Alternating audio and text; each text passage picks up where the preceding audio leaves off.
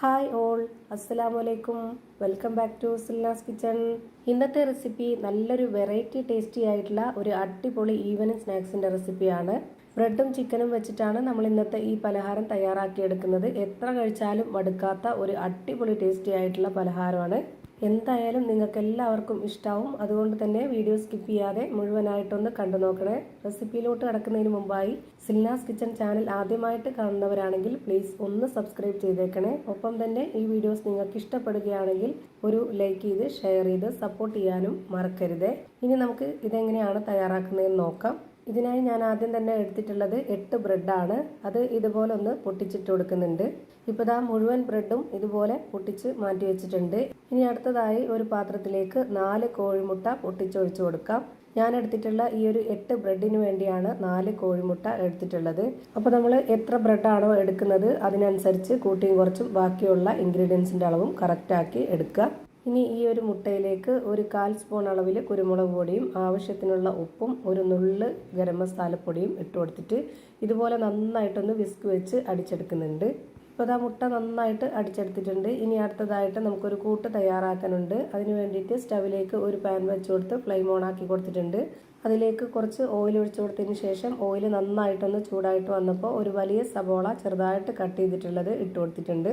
ഇനി ഇതിലേക്ക് ഒരു തക്കാളിയും 2 പച്ചമുളകും കട്ട് ചെയ്തത് ഇട്ട് കൊടുത്തിട്ടുണ്ട്.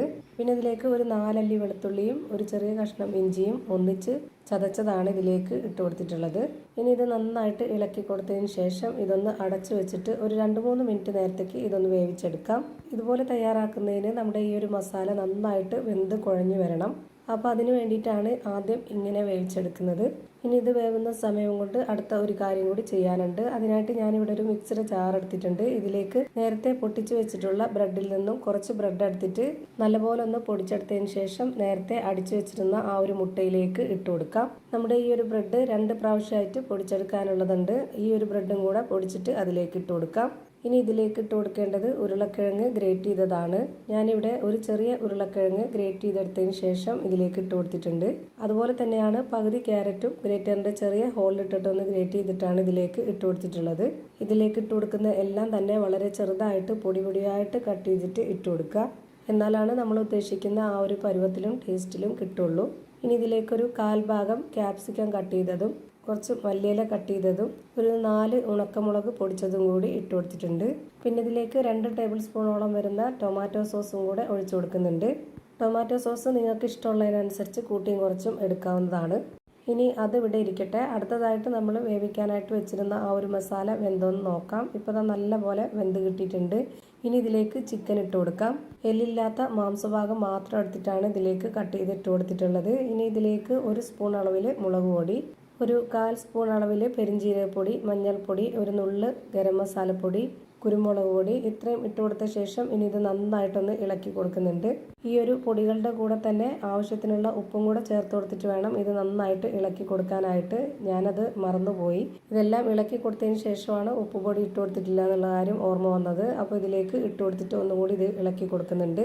ഇനി ഈ ഒരു ചിക്കനും മസാലയായിട്ട് വെന്ത് കിട്ടുന്നവരെ ഇതൊന്ന് അടച്ചു വെച്ച് വേവിച്ചെടുക്കാം. ഇത് വെന്ത് വരുന്ന സമയം കൊണ്ട് അടുത്തതായിട്ട് നമ്മൾ നേരത്തെ റെഡിയാക്കി വെച്ചിട്ടുള്ള ആ ഒരു മിക്സ് കൈവച്ചിട്ട് നന്നായിട്ടൊന്ന് കുഴച്ചിട്ടെടുക്കാം. ഇതിലേക്ക് ഇനി കുറച്ച് അരിപ്പൊടി ചേർത്ത് കൊടുക്കണം. അപ്പോൾ ആദ്യം ഇതൊന്ന് കുഴച്ച് കൊടുത്തിട്ട് നമുക്ക് എത്രത്തോളം വേണ്ടി വരുന്നു എന്നാലേ മനസ്സിലാവുള്ളൂ. ഇതിലേക്ക് ഞാനിപ്പോൾ ഇട്ട് കൊടുക്കുന്നത് 2.5 ടേബിൾ സ്പൂൺ അളവിൽ അരിപ്പൊടിയാണ്. വറുത്ത അരിപ്പൊടി തന്നെ ഇട്ട് കൊടുക്കാൻ വേണ്ടി നോക്കുക. ബ്രെഡ് പൊടി മാത്രമാകുമ്പോൾ നമുക്ക് കറക്റ്റ് ആ ഒരു പരുവത്തിൽ കിട്ടത്തില്ല. അരിപ്പൊടിയും കൂടെ ഇട്ട് കൊടുക്കുമ്പോഴാണ് കറക്റ്റ് ഒരു പരുവത്തിലും ടേസ്റ്റിലും കിട്ടുന്നത്. അപ്പോൾ ഞാനിതുപോലെ നന്നായിട്ട് യോജിപ്പിച്ചെടുത്തിട്ടുണ്ട്. ഇനി നമുക്ക് വേവിക്കാനായിട്ട് വെച്ചിരുന്ന ആ ഒരു ചിക്കൻ വെന്തോന്ന് നോക്കാം.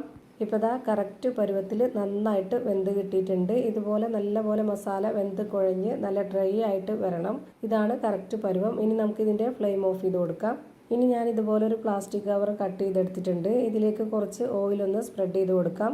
ഇതുപോലുള്ള കവർ തന്നെ വേണമെന്നൊന്നുമില്ല. നമുക്ക് ബട്ടർ പേപ്പർ ഉണ്ടെങ്കിൽ അതിൽ ചെയ്തെടുക്കാവുന്നതാണ്. ഇല്ലാന്നുണ്ടെങ്കിൽ ഇതുപോലെ ഏതെങ്കിലും കവർ യൂസ് ചെയ്യുക.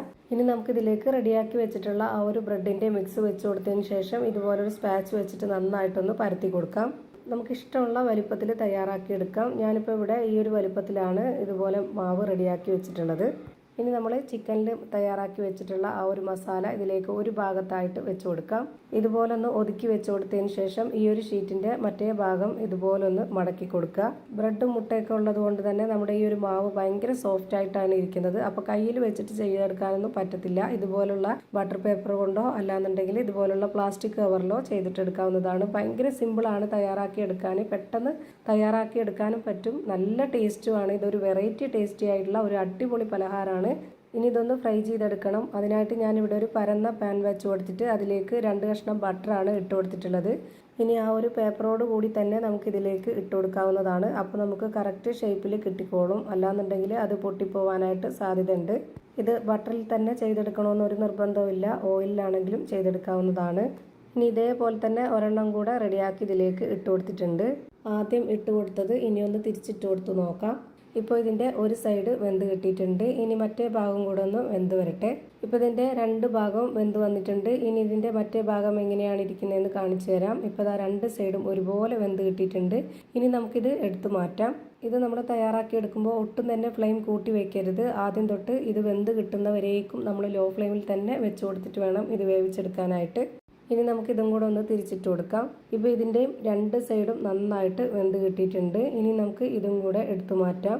ഇനി നമുക്കിതൊരു ബോർഡിലേക്ക് വെച്ച് കൊടുത്തതിന് ശേഷം നമുക്ക് ഇഷ്ടമുള്ള വലിപ്പത്തിൽ ഇതൊന്ന് കട്ട് ചെയ്തെടുക്കാം. അപ്പോൾ അത് നല്ല ടേസ്റ്റി ആയിട്ടുള്ള ഒരു വെറൈറ്റി ആയിട്ടുള്ള ഒരു അടിപൊളി പലഹാരം റെഡിയായി കിട്ടി. ഇതേപോലുള്ള പീസുകളാക്കി ഞാനെല്ലാം കട്ട് ചെയ്ത് മാറ്റുന്നുണ്ട്. ഇതുപോലെ ഉണ്ടാക്കി കഴിച്ചാൽ നമുക്ക് വീണ്ടും വീണ്ടും ഉണ്ടാക്കി കഴിക്കാൻ തോന്നും. അത്രയും ടേസ്റ്റി ആയിട്ടുള്ള ഒരു പലഹാരമാണ്. ഇതിൻ്റെ അകം എങ്ങനെയാണ് ഇരിക്കുന്നതെന്ന് അറിയാനായിട്ട് ഞാനിപ്പോൾ ഇതൊന്ന് പൊട്ടിച്ച് കാണിച്ചു തരാം. അപ്പോൾ ഇത്രയേ ഉള്ളൂ ഇന്നത്തെ വീഡിയോ ഇഷ്ടമായാൽ ലൈക്ക് ചെയ്യാനും കമൻറ്റ് ചെയ്യാനും ഷെയർ ചെയ്യാനും മറക്കരുത്. പുതിയൊരു വീഡിയോയുമായി വീണ്ടും വരും. Thank you for watching.